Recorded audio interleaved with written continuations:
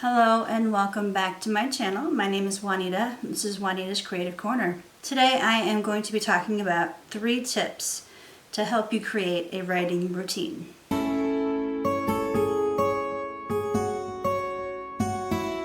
Okay, so the first and most important thing I believe is to reduce distractions. One of the largest distractions that I have in my own life is the cell phone and my fitness watch. Because whenever my cell phone does anything, if it gets a notification of any kind, it comes through on here. So I get to hear it from my phone and I get to hear it from my watch. There's a simple way that you can just turn off the distractions. With the phone, I'm going to put it into airplane mode. Okay? And then with your watch, there is a way that you can put it into do not disturb mode. And that will stop all things from coming through.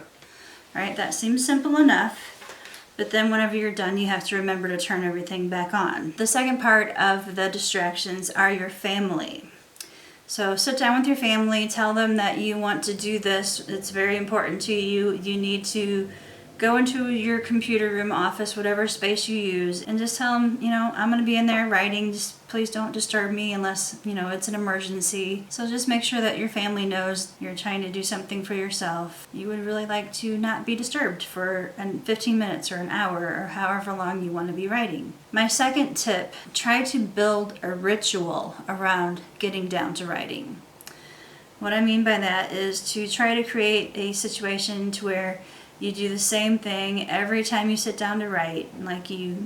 I know people have talked about this. Sarah Cannon's big on lighting candles and perhaps listening to music and stuff like that. So whatever you need to do, however you feel comfortable sitting down to write, whatever motivates you, whatever makes you feel, creative. So if you have to light candles, light candles. If you want to adjust the lighting, maybe a nice darker room is okay. You can turn on background noise. Like for me, I liked listening to crackling fireplaces. The YouTube has a lot of channels like this, crackling fireplaces or storm sounds. Even rain falling is a good sound to have, because when I lived in Arizona, where it hardly ever rained, and if it did rain, it was like a freaking monsoon instead of a nice little downfall. Yeah, I liked listening to thunderstorms there, and I liked listening to heavy rainfall. And those were really good. Those were good to have. And then for people that aren't interested in nature sounds or, things like that, there are other things like some have cafe noises, backgrounds, in offices. They have all kinds of sounds on the internet that you can find on YouTube. And another thing is music. You can listen to music, and if you're writing for particular characters, you can write the kind of music that they might like to listen to. That would even help you get into their mindset. Something else that might be good, and this isn't for everybody, I know. I've tried doing the mindfulness thing. I've tried doing the meditation, and it doesn't always work for me. But if you're into that, try meditating for a few minutes. Something that I have done, because it's good, is even my watch has this. It has a, what's it called? Relax feature, where it helps you through some breathing exercises. So it's like a 2-minute thing, then it makes you inhale and exhale. And it just does that for 2 minutes. You get some deep breaths in, and it helps you calm. It helps your heart rate lower. And so, it gets you more into a copacetic mood, I suppose. So those are my tips for trying to build a ritual. And for the last one, the last tip I have is to find out the 5 W's. And the 5 W's are who, what, why, when, and where. Okay? So for these, I think I'm going to start with the why, because everyone's all about the why these days. Why are you doing something? Why do I write? I write because I want to make my sister cry again. Okay, so for some background on that, I'd have to say, back when I was younger, when I was in probably high school-ish days, I used to take notebooks like this, and I used to just write in them, create little stories, little scenes in my mind. And my sister read one of them once and she actually cried. And that feeling was so powerful to me because it creates an emotion. And if they believe it, if they actually have a physical reaction to it, then, you know, it makes you feel different. I don't know how to say it. It's like really creepy saying that you want your sister to cry, but it's like something that you wrote made them cry. That's a powerful thing, you know? I want to inspire people. I want to get people to be more creative, stuff like that. So that's definitely my why, okay?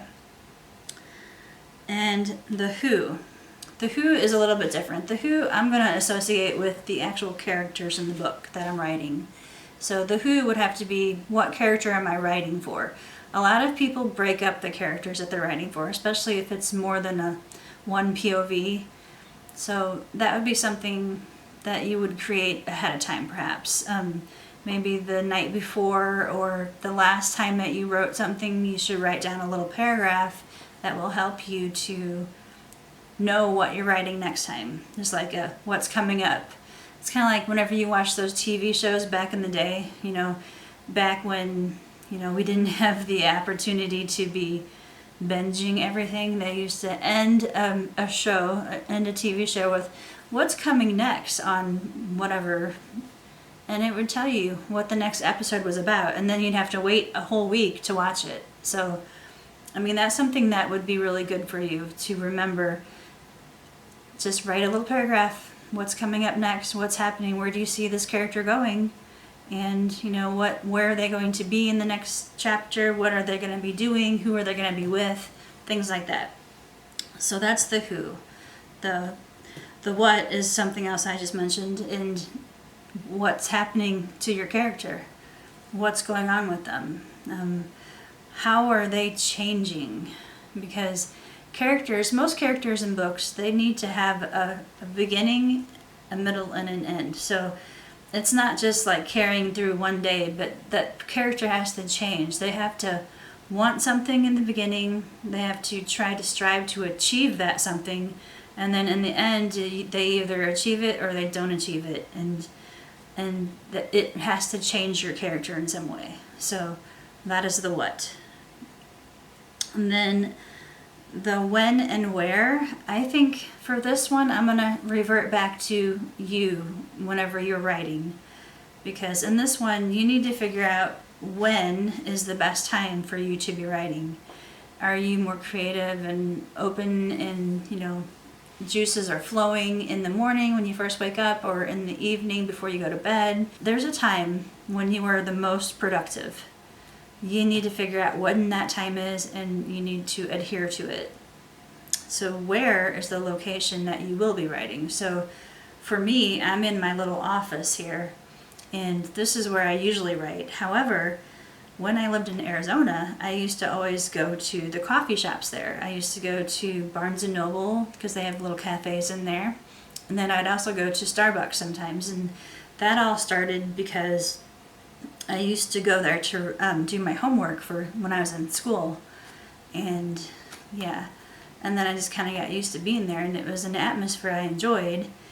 I think I ended up going to Barnes & Noble more often because the particular one that I went to, the cafe, was quiet. It wasn't, they had music, but it wasn't as loud as it usually is in Starbucks, and I could drown it out better. So I went there instead. So those are my 3 tips. So we have reduce those distractions, throw your phone out the door or something, I don't know. Build a ritual that will lead up to writing. So light those candles, turn on the music, turn on these little Scentsy machines. The ones that it shoots out mist. It's like a mister humidifying thing. I don't even know what they're called, but they're good whenever you have these little essential oils. It's like an infuser. Do a little breathing exercise. And then why the 5 W's. You need to figure out all of that stuff. You need to figure out where you're going to be writing, what time you're going to be writing, what character you're writing for, why you're writing in the first place, and what was the last one? What you're writing. which character and what's happening to that character at the moment. And now, just for fun, I'm going to tell you what's going on in my next video. My next video is going to be all about the Sarah Cannon HB90 boot camp. I'm going to be filling out my paperwork. Her boot camp actually starts today. It starts today at 2 o'clock my time, which is in Central now. Central Standard Time. And I am going to be filling out her paperwork. I'm not going to bore you guys to death like I did with my last video. I'm just going to fill it in and, and I need to work on my Kanban board to get a bit more. I need to get my Post-its ready for the next round of HB90. And I also have a new planner over there that I'm going to be working on, trying to create that perfect schedule. If you're still watching, thank you. I hope you enjoyed today's video. And if you did, consider giving me a thumbs up. If you like this kind of content, consider subscribing to my channel. I really do want to put more effort into creating videos for this channel. So come back and see me, okay? Bye-bye.